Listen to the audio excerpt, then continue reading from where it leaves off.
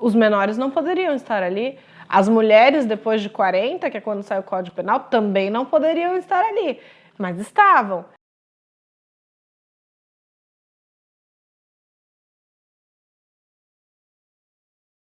As mulheres não podiam ser enviadas para trabalhar na casa de guardas carcereiros, mas elas eram.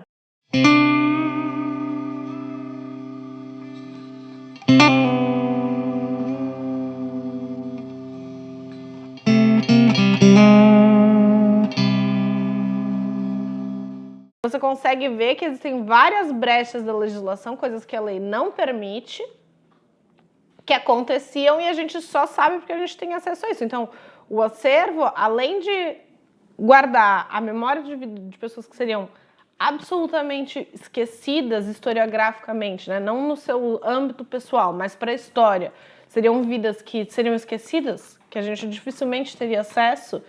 Para além disso, a gente também faz a salvaguarda de uma documentação que mostra e permite ver que essa violação de direitos ela é sistemática e ela é histórica. E isso também ajuda a gente a pensar na condição do encarceramento em massa, na condição do encarceramento atual, do sistema de justiça atual.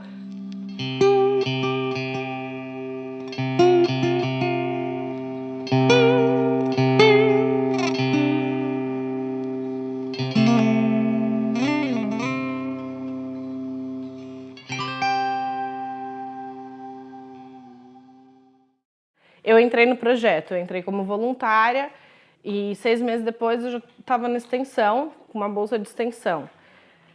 E no processo de catalogação, de higienização, na época eu estava fazendo bastante a higienização, porque eles ainda, como tinham recém-chegado, a gente estava começando a colocar eles nas caixas e fazer organização por ano.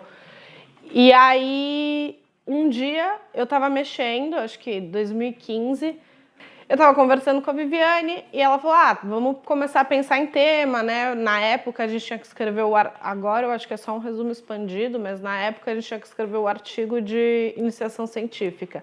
Vamos começar a pensar um tema que seja dentro do que o projeto pesquisa, é o que eu queria saber que eu queria penitenciária. Naquela época você tinha ainda as duas frentes bem fortes, que era a penitenciária e o Hospital Colônia Santana. E aí eu falei, não, tudo bem. Estava lá mexendo na documentação e achei o prontuário de uma menor que tinha sido presa. E comecei também ali ler, me interessar, a forma como ela era descrita. E aí eu peguei outro prontuário, comecei a procurar cadê as mulheres no acervo, né? Na nossa tabela estava sendo construída ao mesmo tempo que a higienização, então o que já tinha sido higienizado já estava sendo tabelado. Eu comecei a ver, cadê essas outras mulheres, né? Quem são essas outras mulheres? A gente tem um total de 5.000 prontuários e no período que vai de 30 a 63, que é quando tem a última entrada de mulher na penitenciária, a gente tem só 39. E aí isso foi uma coisa que me despertou curiosidade, eu comecei a ver um padrão na forma como elas eram descritas, como elas eram rotuladas por esses diretores, pelos juízes, e isso me despertou uma ligação, né? A história das mulheres um pouco comigo, a condição da mulher é uma coisa que me afeta e que me cativou na pesquisa, que me fez ter vontade de emergir mais profundamente nesse universo.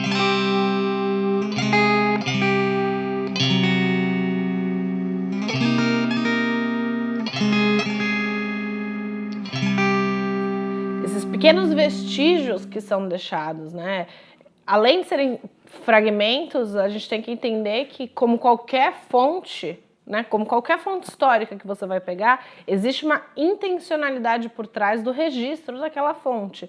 Então, a forma como essas mulheres são descritas, as categorias que são usadas, como é narrado a vida delas, responde tudo a uma intencionalidade de aprisionamento, de controle desses corpos. Você não pode olhar aquilo e falar, meu Deus, é verdade. Nossa, as 39 mulheres que cometeram crimes e entraram eram meretrizes, eram mulheres da vida pública, porque em algum momento todas elas foram descritas dessa forma, ou pelos juízes, ou pelos diretores, ou pelo conselho penitenciário, ou pelos psiquiatras que estavam ali na instituição. Não necessariamente é verdade. Você tem várias que foram condenadas por crimes que não tem nada a ver com meretrício ou com o uso do corpo, mas é uma questão, né, da sexualidade da mulher que aparece constantemente. Então você não pode olhar aquilo ali e falar, esta é a verdade absoluta. Existe uma intenção por trás desses registros, existe uma intenção por trás da forma como essas mulheres foram narradas. Esse é acho que é o primeiro ponto, é entender que, para além desses pequenos fragmentos, a fonte por si só, ela não é a verdade absoluta. Ela é uma forma de se contar a história daquelas mulheres e que a gente tem que problematizar por a gente estar trabalhando. Igual você tem que problematizar qualquer fonte histórica, né? Você não pode pegar um documento e falar, é isto, e ponto.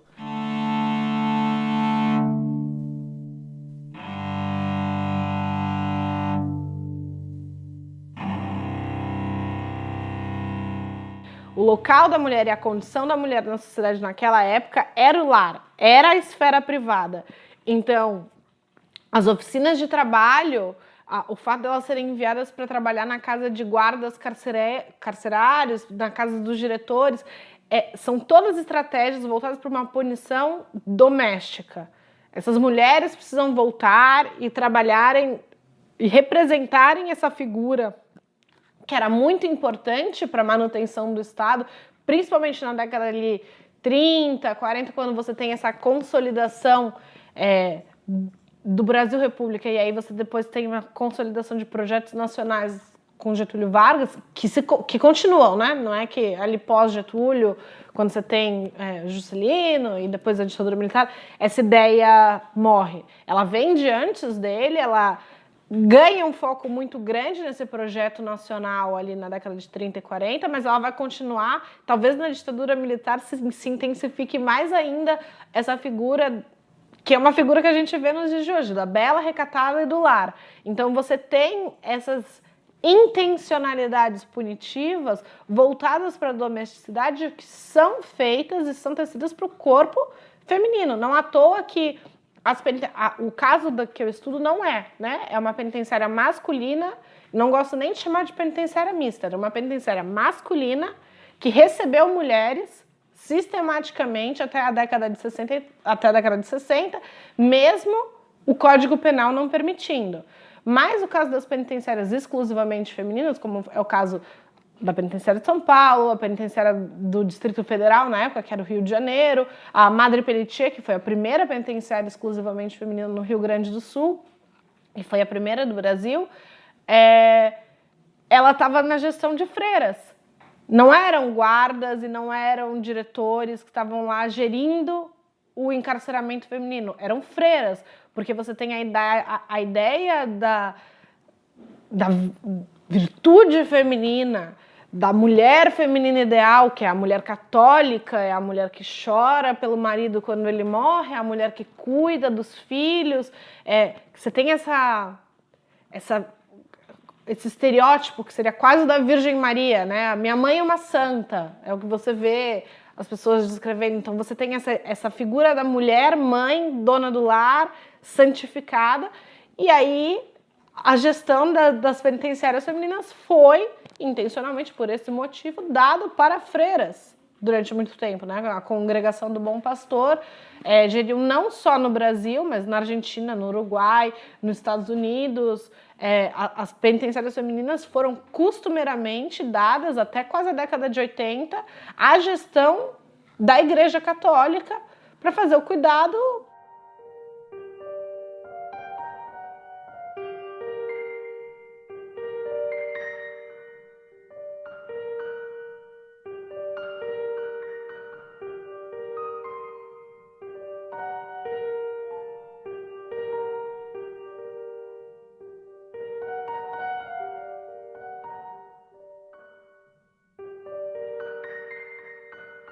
Que a ideia de ressocialização feminina é atrelada ao lar. A ideia de ressocialização masculina, dessa reinserção na sociedade pós-encarceramento do homem, por exemplo, é voltada para o trabalho.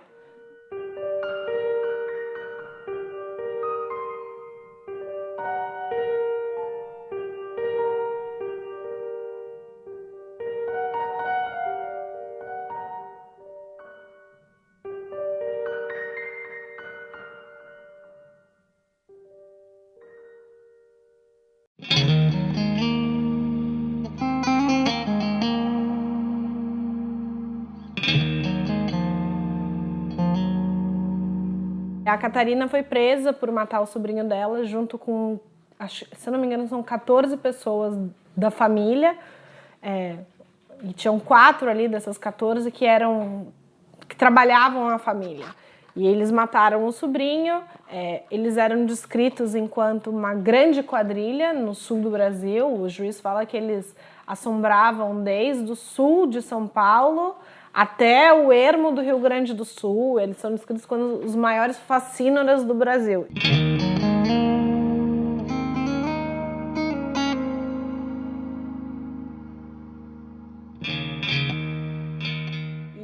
E isso por si só já é algo que chama atenção, porque é difícil ver mulheres que participavam de quadrilhas, né? E que eram descritas enquanto participantes de banditismo, aquela imagem bem clássica do banditismo no interior do estado de Santa Catarina, Rio Grande do Sul, e isso já chama muita atenção.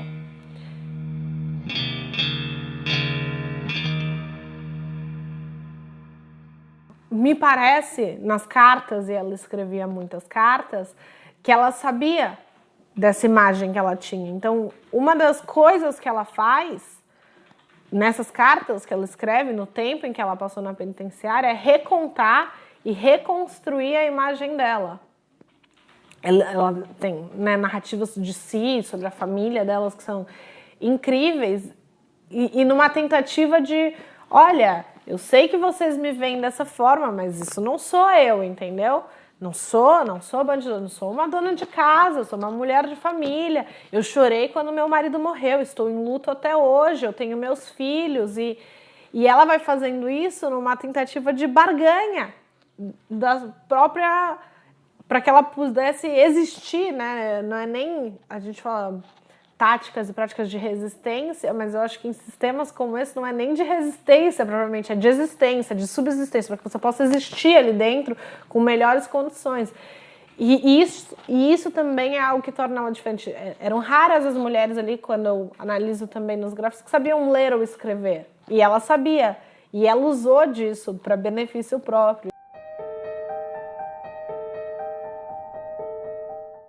Essa estratégia narrativa, você tem o fato dela ser considerada bandilheira, você tem o outro ponto, que é os pedidos de perdão que ela manda para Getúlio Vargas, e é concedido. A pena dela não foi perdoada, mas foi comutada, então ela foi condenada a 12 anos, e Getúlio Vargas faz uma diminuição da pena dela para 6 anos, e 1 ano antes dela sair, o conselho penitenciário, junto com um juiz local, que era da mesma família, da família Ramos, né, o diretor, o conselho e o juiz eram todos Ramos, eles fazem uma alteração ilegal na condenação dela, porque ela já tinha sido condenada em segunda instância, então, para fazer uma revisão penal, teria que ir para uma instância superior, ou no mínimo, né, vamos supor que as forças jurídicas assim, não fosse para uma segunda instância, mas teria que ser revisto pela mesma vara criminal do mesmo local onde ela foi condenada. E aí ela foi condenada, essa mudança na pena dela foi feita por um juiz de Florianópolis, nem é da mesma comarca da onde ela cometeu o crime, que é quem deveria ter feito, não era da mesma vara, e era um Ramos, Belisário Ramos. Ele muda a pena dela e bota uma medida de segurança, o que significa que ela vai ter que cumprir, depois dos 6 anos na penitenciária, tempo indeterminado dentro do Hospital Colônia Santana, porque eles começaram a falar que ela era psicopata, que ela tinha personalidade psicopática, que ela representava, era já uma senhora de 80 anos, representando um perigo tremendo para o Estado, e ela é internada no Colônia Santana.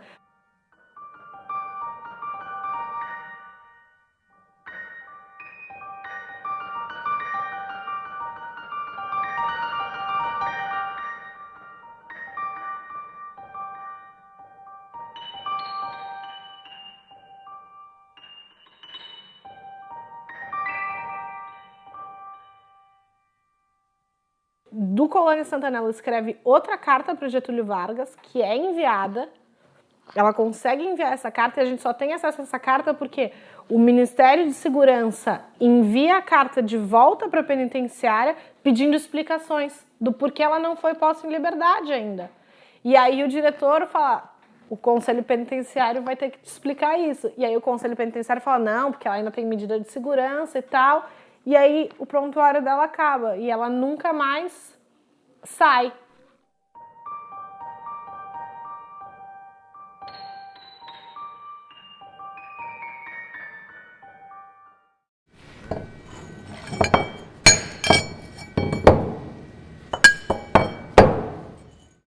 Você tem um boom muito grande nesse campo de pesquisa. Aqui no Brasil a gente tem nomes fantásticos de professores que fazem pesquisas com isso já fazem tempo. Você tem o Marcos Bretas, você tem o Luiz Ferlo, você tem o Fernando Sala, você tem a própria Viviane. A gente tem vários pesquisadores que estão entrando nisso e que tem pesquisas que chegam para o público. O Boris Fausto, por exemplo, lançou um livro agora sobre história do crime, trabalhando com alguns criminosos e alguns casos. E o livro dele bombou, chega, alguns chegam, mas ainda assim é difícil. E acho que o segundo ponto, e o porquê é difícil chegar no público em si, para além da dificuldade de fazer pesquisa, é que ainda hoje eu acho que você tem e nem sei se um dia a gente vai deixar de ter, mas tem uma resistência da população em saber o que acontece dentro das grades, para além do fascínio, né? Então você tem os grandes criminosos célebres, eles chamam a atenção. E aí o público quer ler essas histórias, né?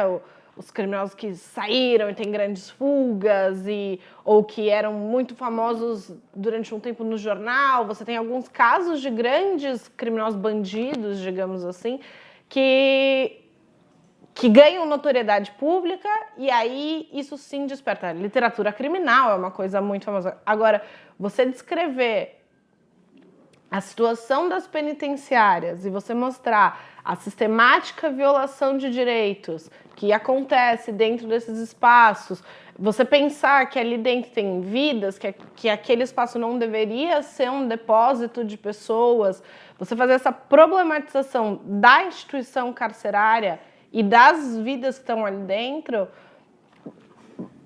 acho muito difícil que a gente chegue num momento onde não tem uma resistência do público, né?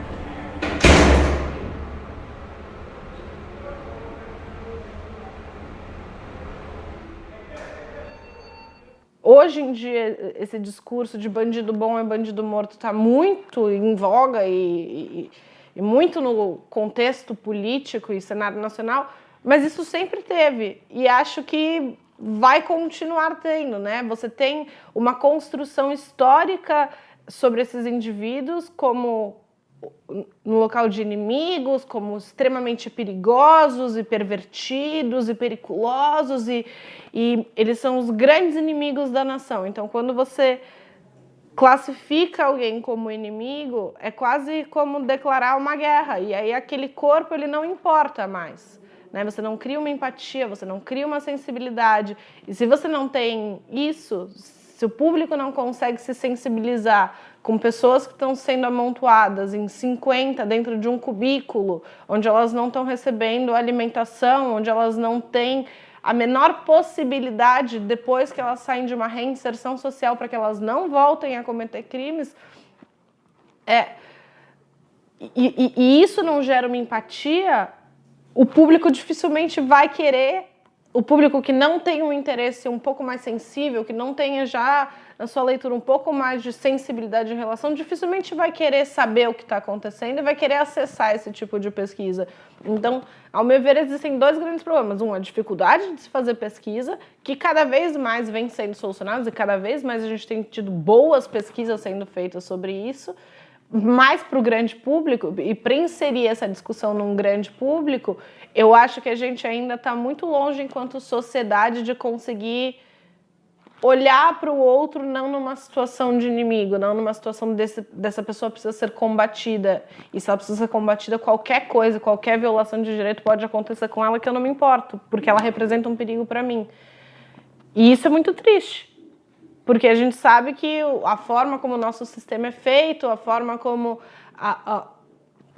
o sistema de condenação, a justiça, a maior parte dos crimes, a maior parte dos delitos no Brasil não são delitos graves, né? É tráfico de drogas, é roubo, são pequenas contravenções. A gente não está falando que ali 90% da população carcerária no Brasil cometeu crimes hediondos. Não, muito pelo contrário. O Infopen fala que, na verdade, não chega a 10% dos crimes brasileiros são crimes hediondos. Então, a gente tem uma grande massa ali que só está sendo depositada porque corresponde a um interesse do Estado e de manutenção de poder que essas pessoas sejam alocadas dessa forma. E aí o público também não vai querer desconstruir essa imagem que eles têm do que acontece dentro do sistema prisional na cabeça deles, né? Para eles está certo, isso tem que acontecer, essas pessoas têm que estar nesse estado.